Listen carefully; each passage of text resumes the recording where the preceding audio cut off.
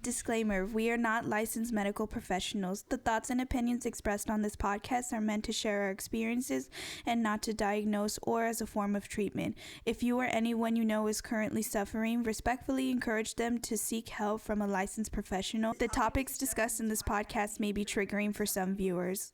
Listener discretion is advised.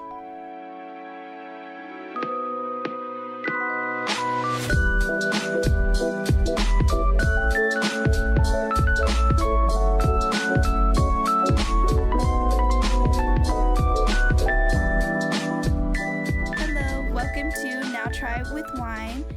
I'm Des. And I'm Mary. And in episode 3, we're going to talk about family validations. So just to kind of give you guys a heads up before we get into the discussion, I want to talk a little bit about the definition of validation. So I found an article from positivepsychology.com entitled, "What is Validation in Therapy and Why is it Important?" I wanted to approach it from a therapeutic standpoint because most of the time it gives people a therapeutic response when you validate them. So I think we should always be mindful of coming at it as a counselor would and trying to be a little more professional about it, about how we recommend things to people. So the definition that the website gives is validation means that you understand where the other person is coming from, even if you disagree with what they say or do. Are you on the same website I am? What do you mean? That's the one I have too. I like that definition out of all the ones I found during my initial research, because it talks about you not having to agree. And I think there's a real push right now. I think there's a need right now in social media for us to be more validating of each other's feelings, even if we don't agree with them. I think definitely with the political climate, we've gotten a lot more polarized. If that makes sense. I do agree. I feel like right now in social media, it's just more so like you have to feel validated and you shouldn't have to validate anybody else. Does that make sense? Yeah. Like, you can only have positive feedback and not negative, which is not true, what we talked about in our last episode. I can't remember if I think it was in Boundaries, that sometimes it's going to be triggering for somebody else and you have to accept that it may be negative, but again, you're setting those boundaries and you're setting up for validation in the future. Andrew and I were together for 7 years before we decided to get married.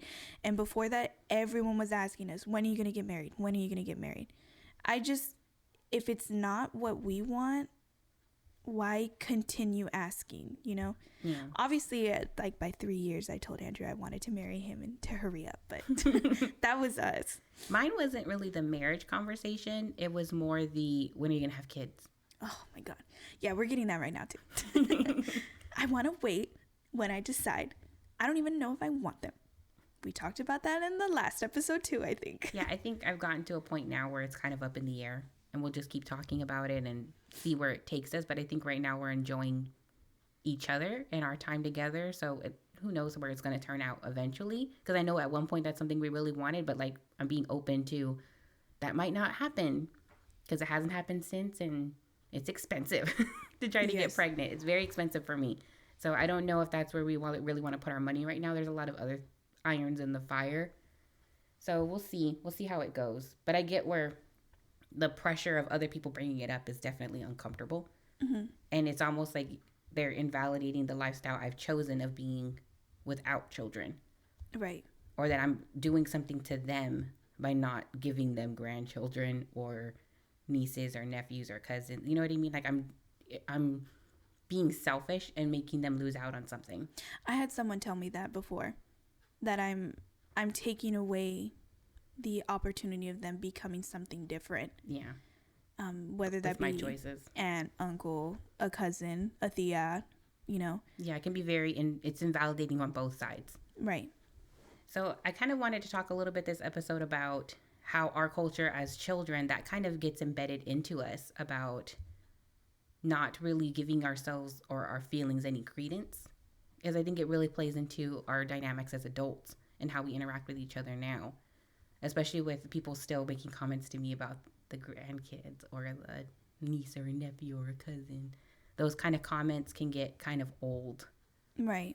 Because even if you say no and that this conversation hurts, it's still going to keep coming up. Because I don't want to sound mean. They don't know where to stop. this is gonna get into a heavy topic, so I think we should take a wine break. Damn, let's do it. And that's for the viewers too. Go ahead and take your gulp. This new one, I'm not sure if I like it. I don't think it's a Moscato. I just know it's a fruit wine. I'm not going to tell you what fruit it is because we said it. We want the sponsorships. We're not going to talk about the wine too much. It's just not that good. You know what it tastes like to me? I've had that wine in my fridge for like a week. The old wine that you already opened but you didn't finish, now it's gone flat? No. It's a new wine. I opened the cork before we started. But when Did you let it breathe? It tastes like Hawaiian punch. You know how like even if you put ice in it, it's still warm? Yeah. That's what this wine tastes like to me. It does. Even though it's been refrigerated, it still has like this. For a week, by the way. It just doesn't have it. It's not it. If they were to ask to sponsor us, my answer would be no. Yeah. We're not going to support products that we don't like. We're not going to sell out. We're not selling out. I don't make good money, but I'm never going to be a sellout. Yeah. As we say that as poor people. When I was younger, I told my dad, I played tennis all in high school, my husband and I, and where we had to go to like the expensive part of town if my racket strings broke and I had to get them restrung. And I was like, Dad, these houses are nice. He's like, oh yeah, like this is middle class, but this is like higher up middle class. And I was like, are we lower middle class? Are we poor? And he was like, God damn, Desiree, you didn't have to say that. Like, by the way, this was like my freshman year. It's been like 10 years and they still at me all the time with it. They're like, remember when you said we were lower middle class? And I'm like, yes, I'm sorry. Well, I know it doesn't have anything to do with what you just said, but it kind of plays into where I was going with this, with our discussion earlier before we started about how economics play into whether you even have time to validate your children. No, yeah, it does. I mean, I had to drive like 30 minutes out in order to get something that I needed. Yeah, and for me, it was a little, I don't even want to say that it was like any one thing in particular that made me aware of it. It was more of just like when my mom and my dad split up, obviously our situation became desperate for a little bit, or for a while. And during that period, it wasn't a lot about how, like, there wasn't a lot of checking in with us, seeing how we were doing, how we were reacting to it. You know, there was some in the beginning, but of course, over time that wears off because as you put some distance between yourself and what happened. And there wasn't a lot of checking in to see how we were doing. There were so many other things my mom had to worry about, like keeping us in housing, keeping food on the table, getting us to school, balancing her working alone as a single parent. There wasn't really any opportunity for her to sit and have conversations with us about how we were feeling, how we were taking everything that was happening, because it was almost like a death with my dad, because it was like one day he's here and then he never came back kind of thing. Like he reached out over phone and stuff like that, maybe once or twice in the months following it, but then I never saw him again for years. Mm-hmm. So there was no checking in to see how we were doing, but because there were so many other things she had to worry about. Like her world changed overnight. And now she's having these 3 children with her. How does she take care of them by herself with no money? I do remember you telling me that, like Mary said, it happened overnight. And I think Mary said in one of the last episodes, your mom was a stay-at-home mom from what you understood.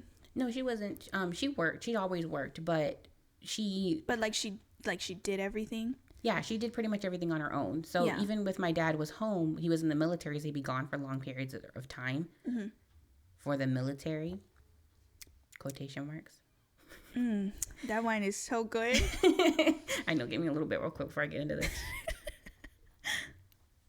So she did a lot of the after school care, taking us out, she spent quality. I don't have very many memories of my dad that, first of all, aren't wrapped in trauma.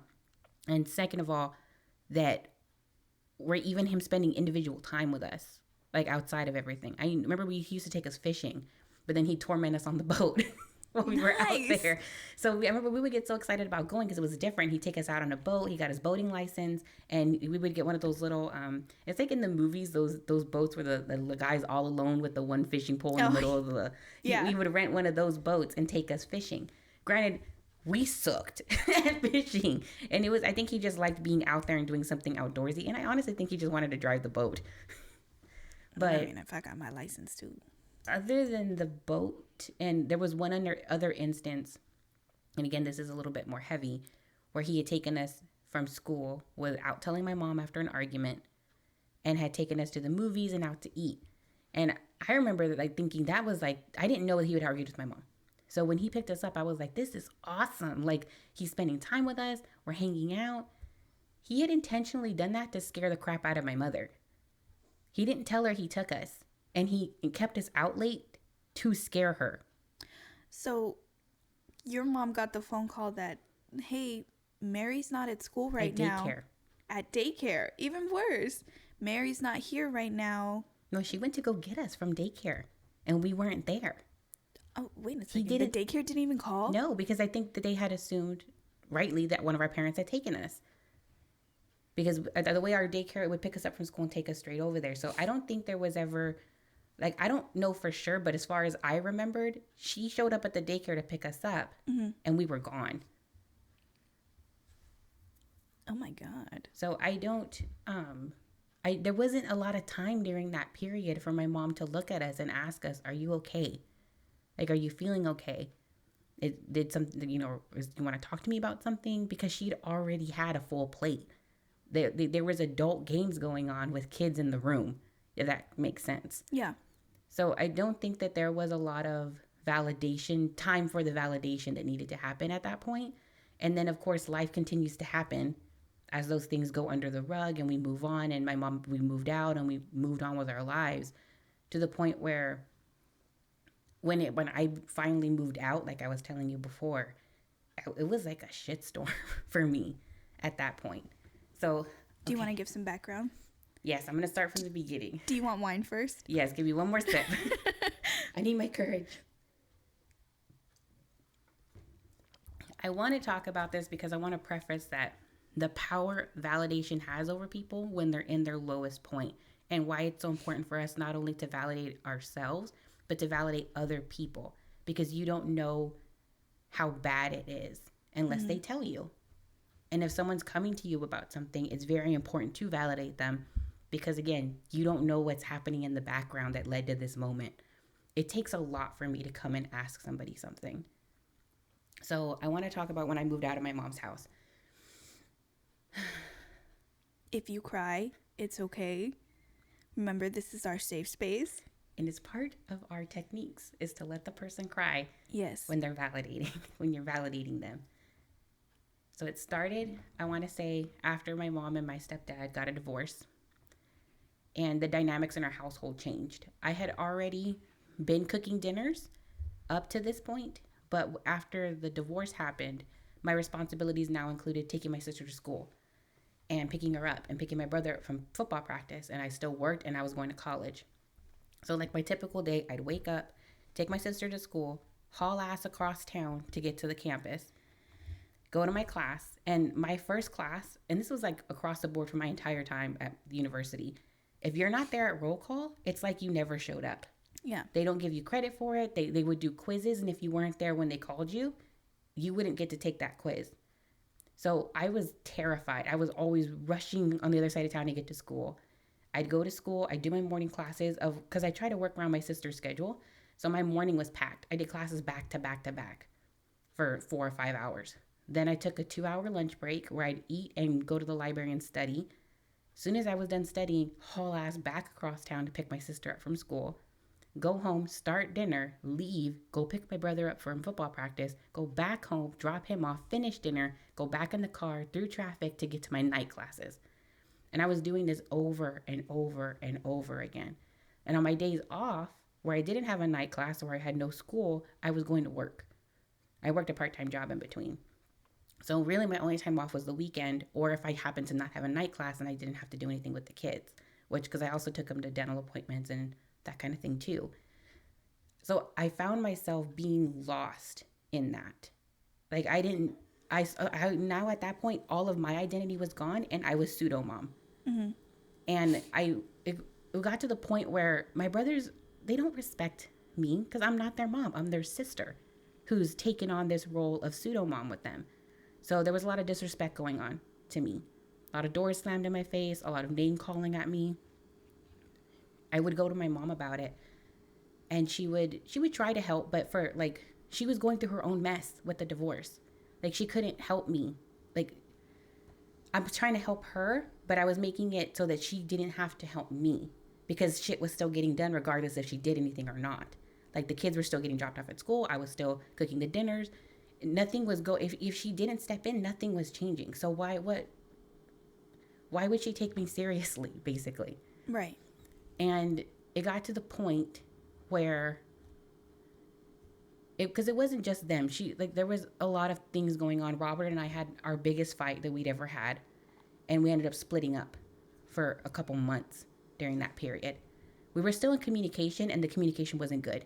It was nasty. We were mean to each other because he was angry that I wouldn't stand up for myself with my mom, and he was building resentment towards me because he saw me as a weak person for not standing up.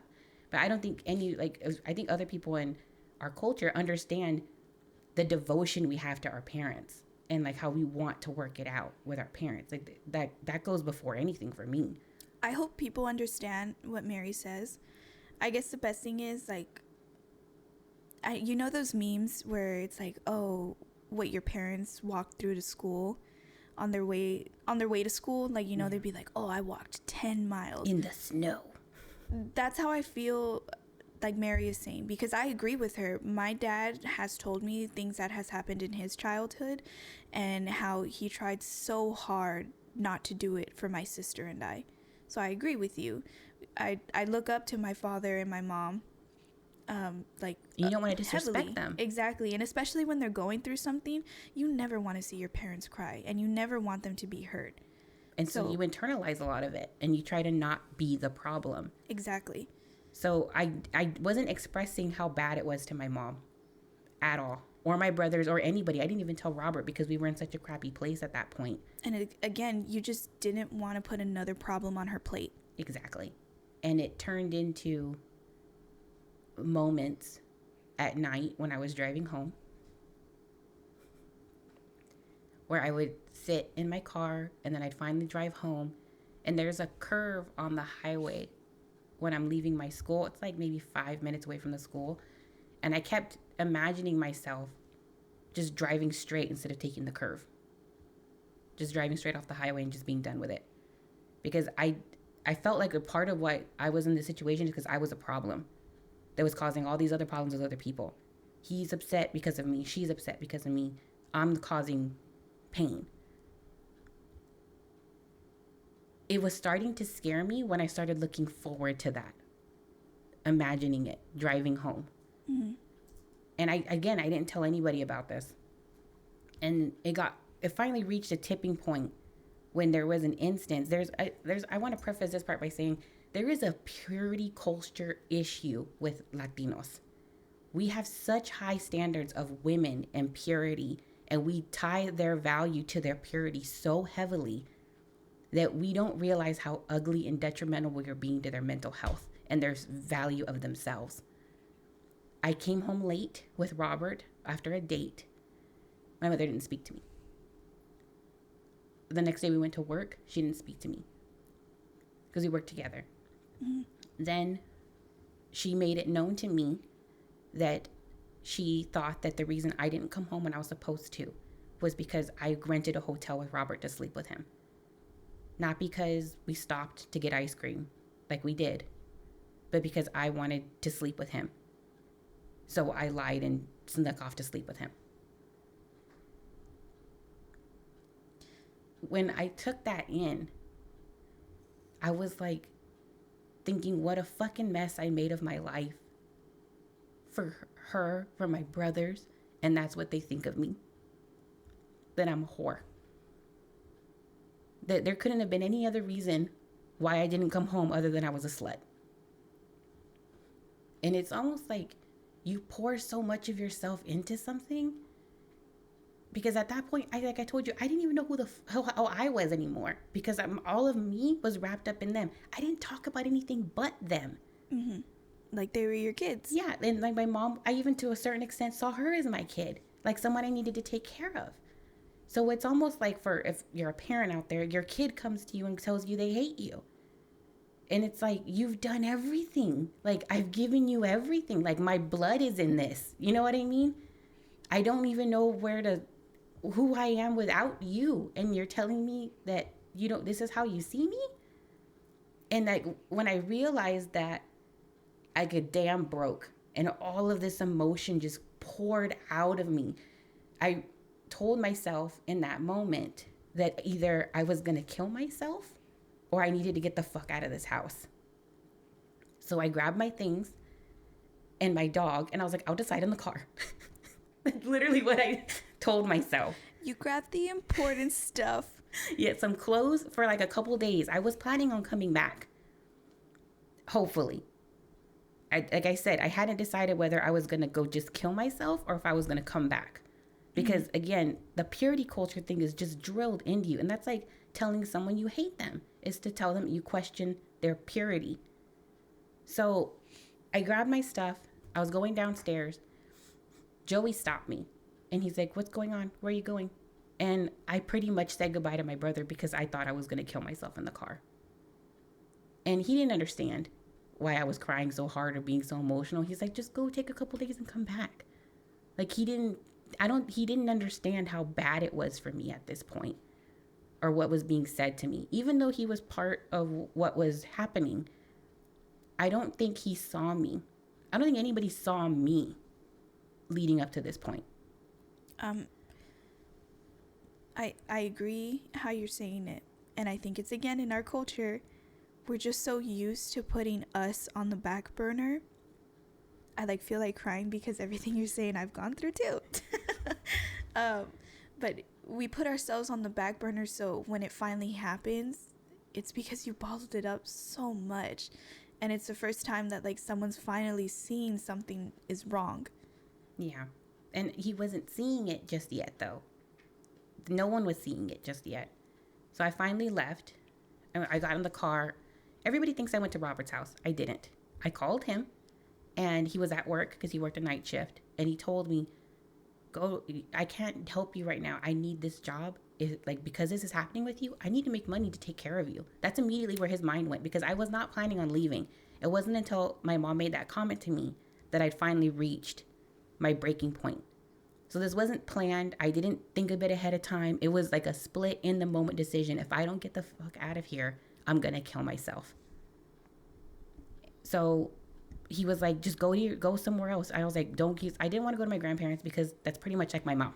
The ma enablers are my grandparents. So I went to my dad's because I knew my mom wouldn't show up there and I needed a minute. Mm-hmm. And when I went to my dad's, because I was going to my dad's, I did not intend on staying there.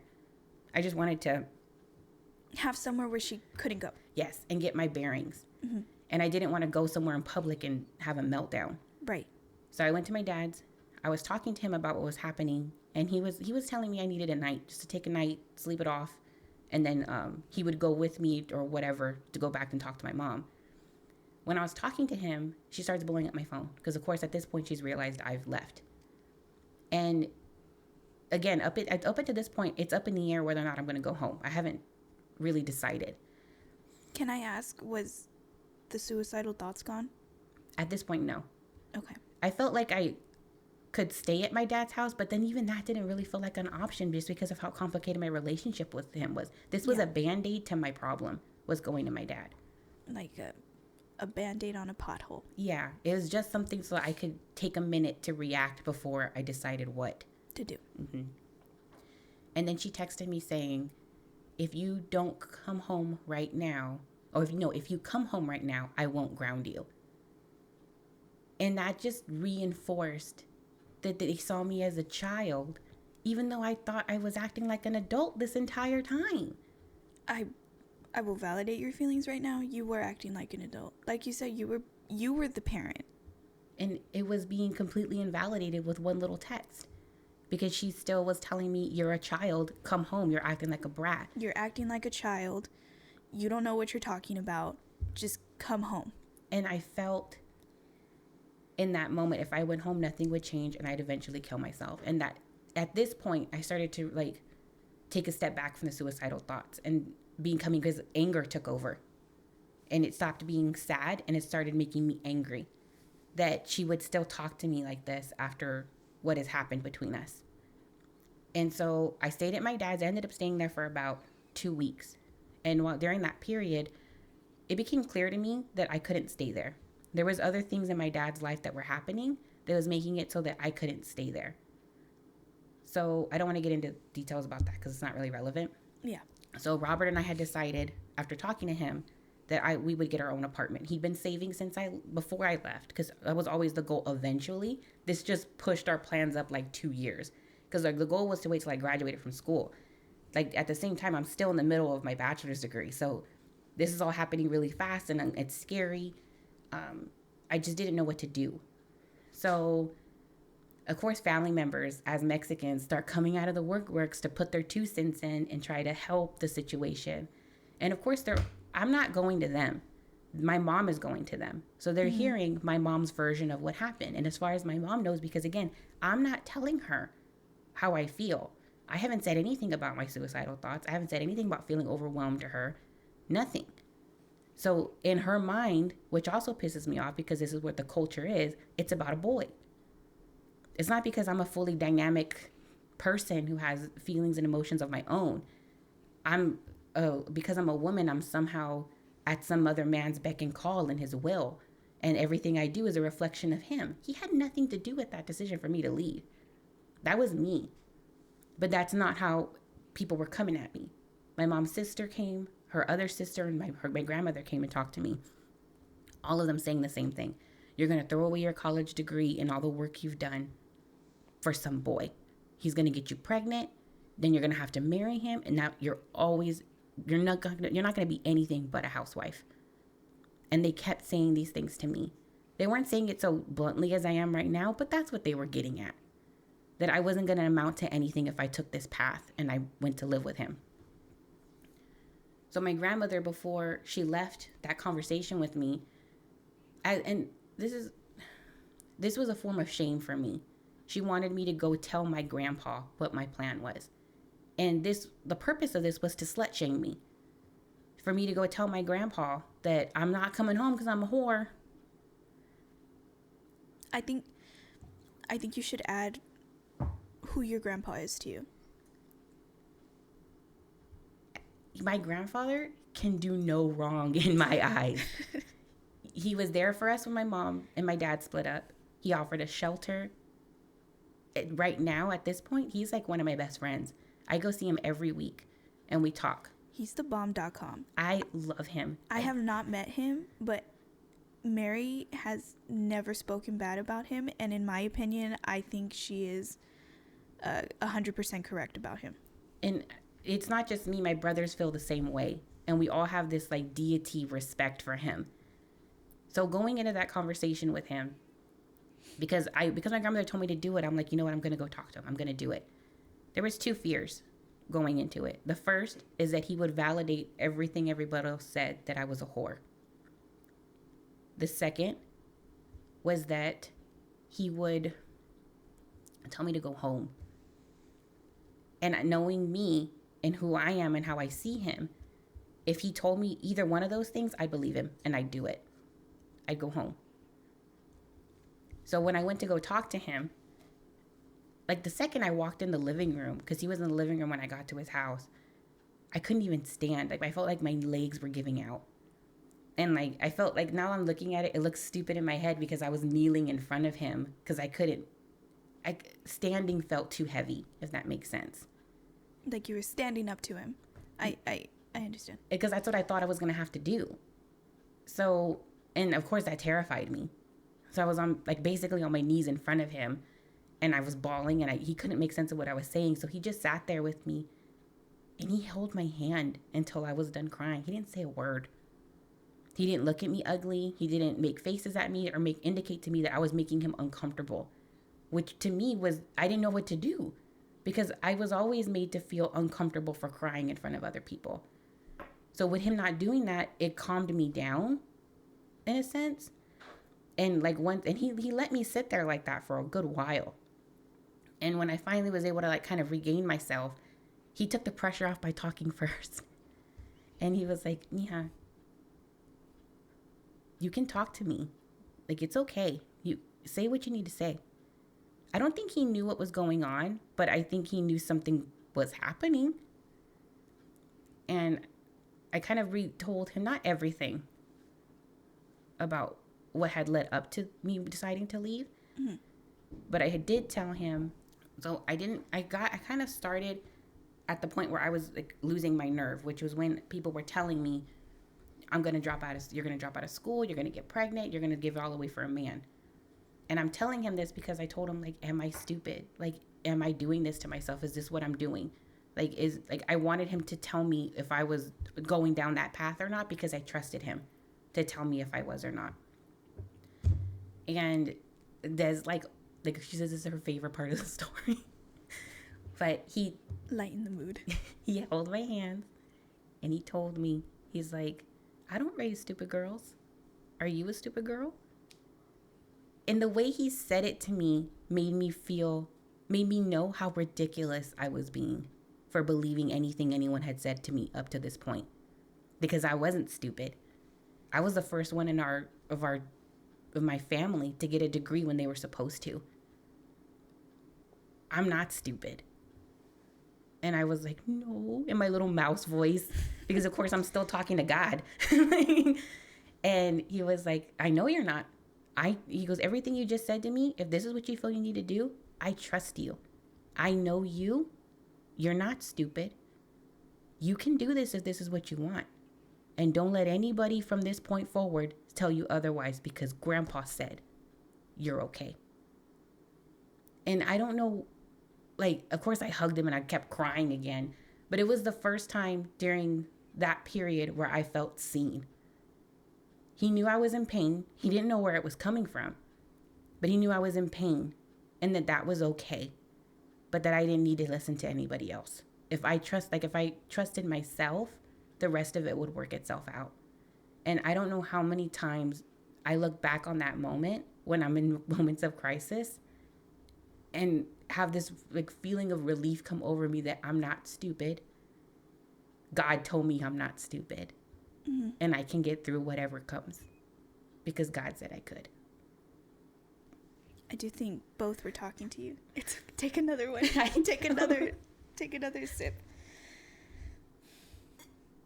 It is I told Mary it's my favorite part because, again, that was the first time that Mary, in my opinion, Mary felt validated for the first time. And someone heard her.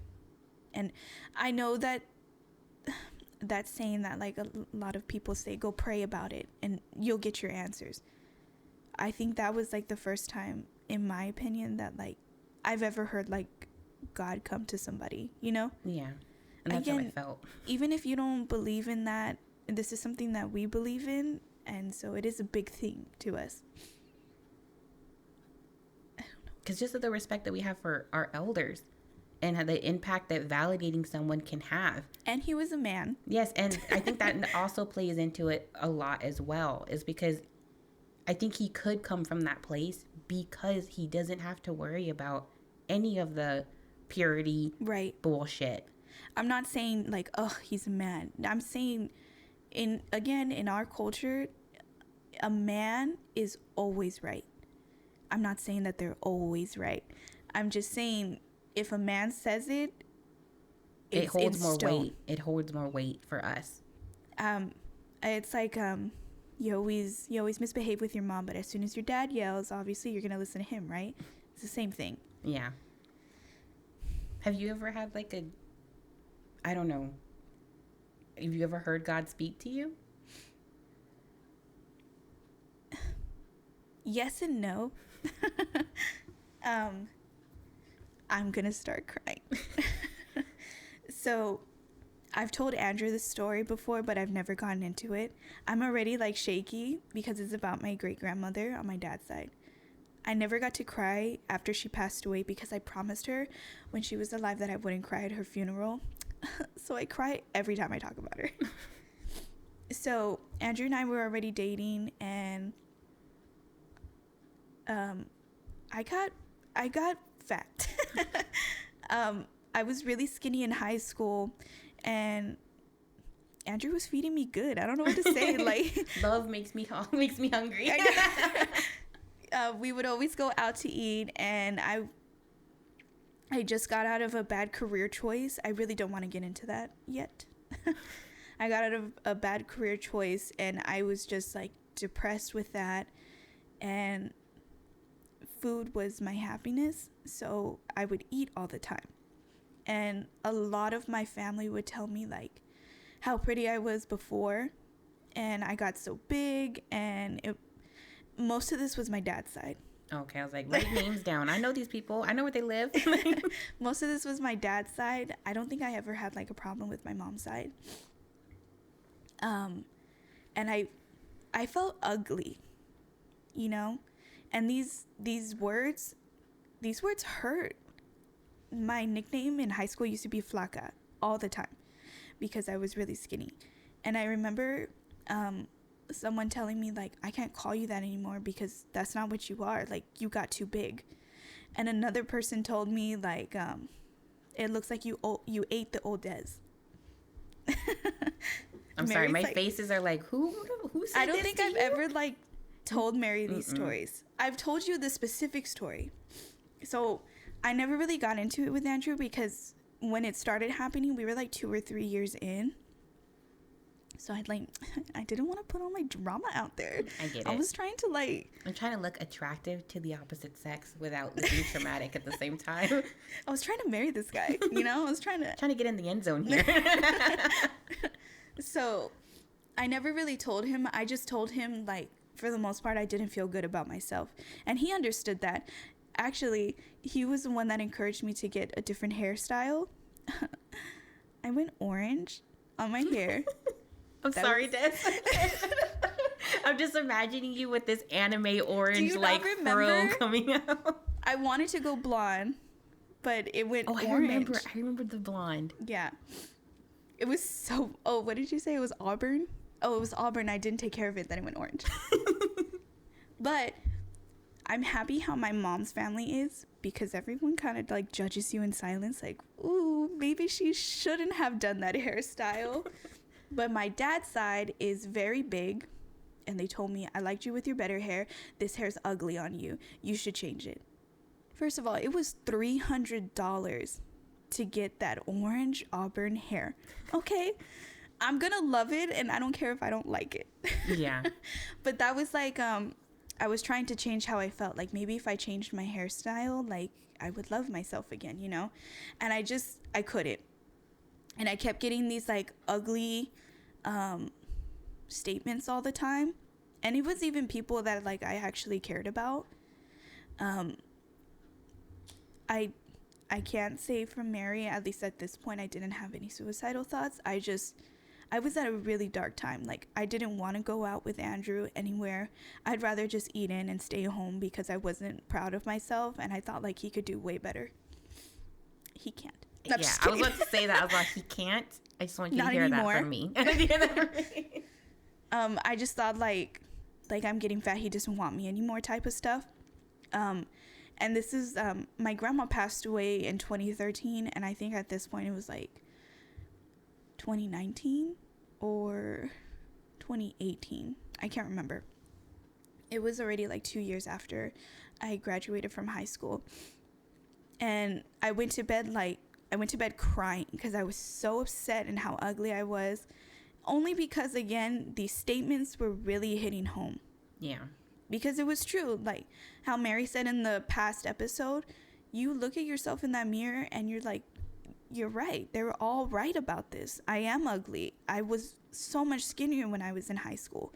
And everything I like wearing now, I can't wear it anymore, you know? Yeah. I went to bed and I had a dream.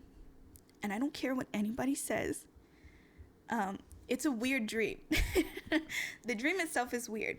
My sister was in high school and she was telling me that she wanted to wear Crocs at prom. And I was so mad at her. I was like, no, you can't wear Crocs. Those are so ugly. You can't do it with this dress. And then you who walk around with Crocs all the time now. Mind your business. No, she was going to wear it with like this pretty dress. And I was like, no, you can't wear Crocs. It's ugly, Allie. You can't do that. And she was like, well, I don't even want to go. You know what? Let's go as grandma. And I want to preface, the only person that I refer to as grandma is my great grandma. So when my sister said that, I think like in my dream I gained like consciousness. And I was like, what do you mean go talk to grandma? What do you mean? And she was like, come on, let's just go talk to grandma. This whole like dream is based on some random ass school I've never been to. It looked like the High School Musical school or it's something. Ride Out High from Greece. I know. I don't know. And she was like, just let's talk to grandma. Grandma's gonna know. And I was like, okay, fine. So she walked me to like another part of the school. And my grandma, I still want to know. So if anyone knows this point, like what it means, please let me know. She had a like an assortment of dried flowers. And she specifically gave me a dried red rose. And she looked at me and she said that she was proud of me. I'm going to start crying. I'm sorry. She told me she was proud of me and how beautiful I looked and that she loved me so much. I love that woman, okay? And she said that she was so happy, like, and proud, like, how beautiful her girls are, my sister and I. Like, how much we become girls or women. I don't know.